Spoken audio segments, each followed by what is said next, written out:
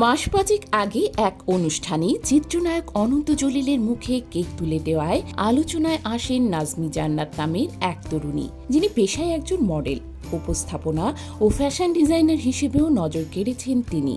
এরপর থেকে তার ব্যক্তিগত জীবন ও ভবিষ্যৎ পরিকল্পনা নিয়ে জনমনে কৌতূহল তৈরি হয়েছে।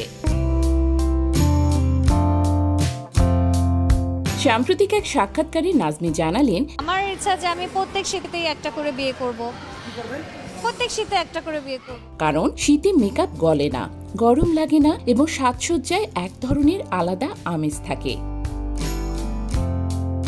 তিনি স্পষ্ট করে বললেন, আমি শুধু বিয়ে করে যাব, সংসার করব না।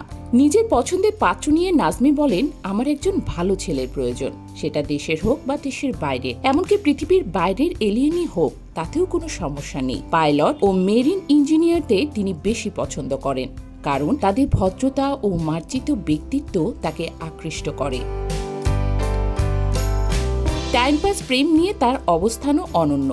নাজমি বিশ্বাস করেন ৯০ দশকের প্রেমে, যেখানে প্রেম মানে বিয়ের পথে সরাসরি যাওয়া। প্রেম বিদায় ধাঁচের সম্পর্ক তার কাছে গ্রহণযোগ্য নয়। ভদ্রতা, সম্মান আর মার্জিত আচরণ নাজমির জন্য খুবই গুরুত্বপূর্ণ। ছোট ছোট মনোযোগ, যেমন করে ডাকা বা দরজা খোলার মতো বিষয়গুলো তার কাছে বড় হয়ে ওঠে।